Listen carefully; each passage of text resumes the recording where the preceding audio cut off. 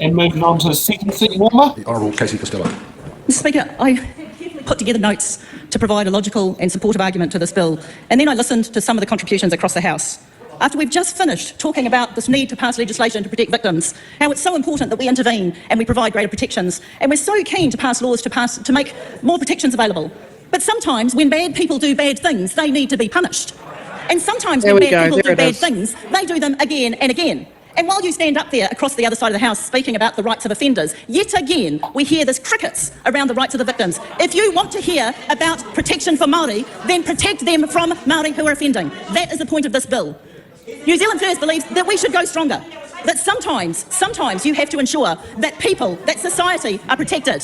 When you have been to the situation where you have seen the victims who have been victimised by those who have just got out of prison, who are continuing to offend, who have no empathy or warmth for the vulnerable in our society, who have the sense of entitlement that the punishment means nothing, then sometimes you have to make tough decisions and not just continue to pass more legislation that tinkers at the edges. We have to commend the Minister for having the integrity to stand up and say, enough is enough. Now, we don't say this is the solution to end all crime. There is a range of initiatives that need to be dealt with. It is the improvement of education. It is getting the scourge of methamphetamine out of our societies. There is a whole range of things around housing that this government will deliver and is delivering. But right now, we have more and more victims. After 6 years of increasing violent crime, after 6 years of victims being created left, right and centre in this country, finally we're standing up and going, we will stand up for Māori. We will make sure that victims are not being made by those who care not an iota.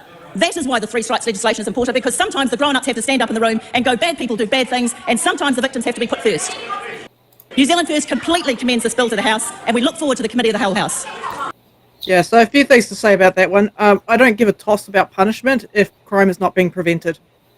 You could whip someone, 100 lashes or whatever. If it doesn't stop crime, it is useless. What is better is addressing the causes of crime, that is being tough on crime, right? Addressing issues like poverty, addressing things like mental health, getting people the rehabilitative care they need before they commit crime, okay?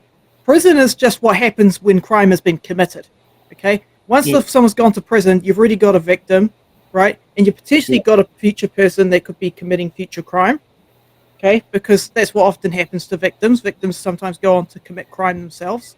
So, you're not tough on crime when you've got people lining up going to prison. Three Strikes legislation is going to increase the amount of people that are going to go to prison. By the way, that's what happened in the States, is what happened last time this was implemented. And you're going to end up with a very vicious cycle, broken families, more crime, more desperation, more trauma. Yeah, this is I don't care about the idea of punishment if rehabilitation is not being done. I don't care. If it's not preventing future crime, I don't care.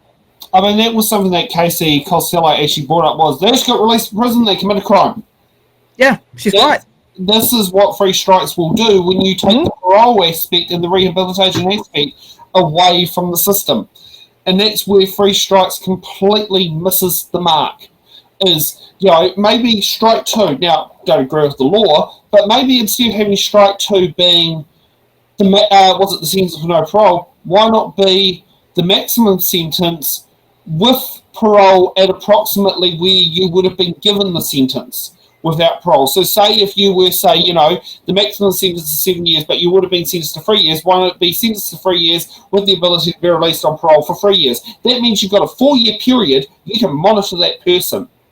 But I want to address this comment just real quick. 3 years and then to be released with no rehabilitation, you haven't got the monitoring, you haven't got the tools that can immediately throw them back into jail once, if they do commit. You don't have the rehabilitation courses, incentives to do that, to get parole.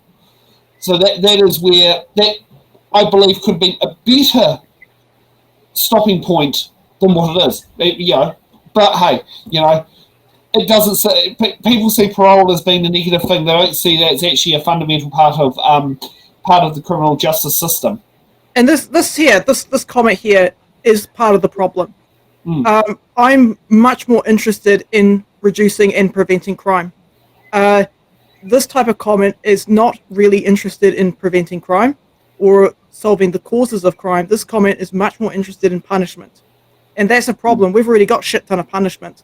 It's not working. We need to have other rehabilitative systems in place. We can look at comparative countries like Finland, who have a low reoffending rate, And for some reason, for whatever reason, we're following America, which has a high reoffending rate. So we need to be smart about this. This is not, I'm sorry, but I strongly disagree with this statement here. We need to be focusing on preventing crime, not on necessarily punishment. Yeah, and see, that's the thing. There is a lot of barriers put in place where there should be a prevention to a crime, but sometimes the floodgates are let open, or the factors are purposely put in place to create the scenario to force a crime to occur when they shouldn't be.